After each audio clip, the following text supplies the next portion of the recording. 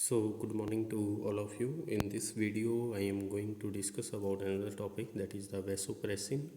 Vasopressin is also known as a antidiuretic hormones, that is we also called ADH. Vasopressin is also called antidiuretic hormone. It's a small non-peptide hormone. It's a small non-peptide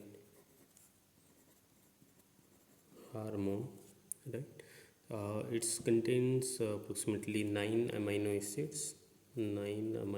acids, and it's synthesized in the hypothalamus, synthesized in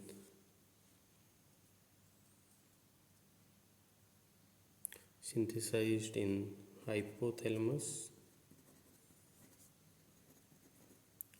and its T half is very small. T half is approximately it's at 18 to 20 minutes.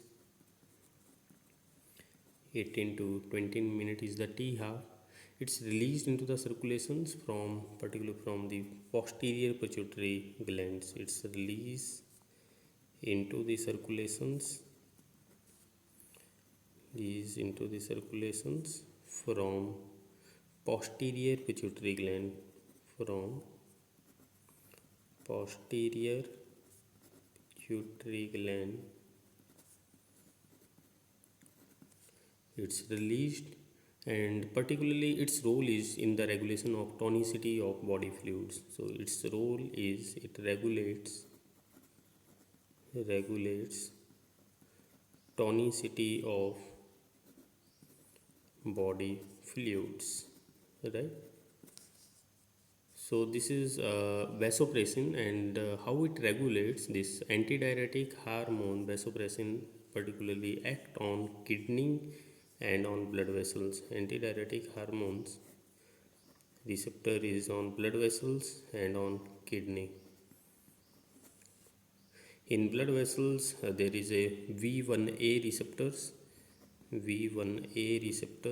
where vasopressin act and results into the vasoconstrictions,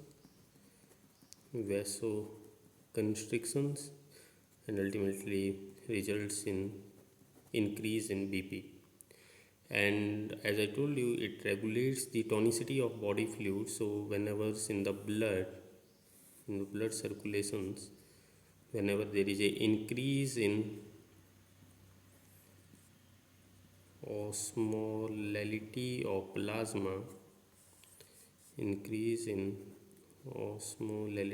plasma, so these signals will send to the hypothalamus, and from hypothalamus to pituitary, and particularly posterior pituitary release this antidiuretic hormone. So this posterior pituitary release this antidiuretic hormone, and this antidiuretic hormones act on the digital convoluted tubules or collecting ducts, part of the nephron. As I told in the diuretic lectures, there is a part of this, the last part of the nephron, that is the distal convoluted tubule and collecting duct. So this antidiuretic hormone act on these sites. If you see that on the Bowman capsule, then this first part is we call PCT, proximal convoluted tubule. Then there is a loop of Henle's, descending loop of Henle's, ascending loop of Henle's, and after that there is a this part we call digital convoluted tubules, and then finally there is a collecting ducts.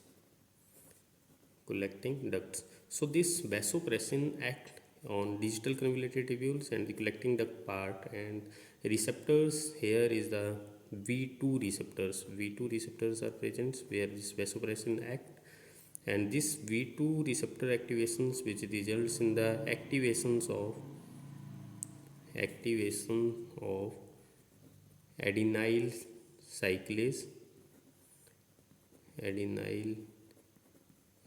cyclase, which will result in increase in CAMP, and increase in CAMP will lead to the phosphorylations of various proteins, which further initiates the intracellular cascades, initiations of intracellular cascades, and these intracellular cascade finally results in the generations of water channel, that is aquaporin. So it results in the generation of water channels, and water channels we call aquaporin 2. So these are generated by these pathways, and these generated aquaporin will further migrate to luminal membrane of tubular cell, luminal membrane of tubular cells, and do the reabsorptions of waters. Tubular cells, membrane of tubular cells, and particularly ultimately results in reabsorptions of water and maintain the osmolality of body fluids.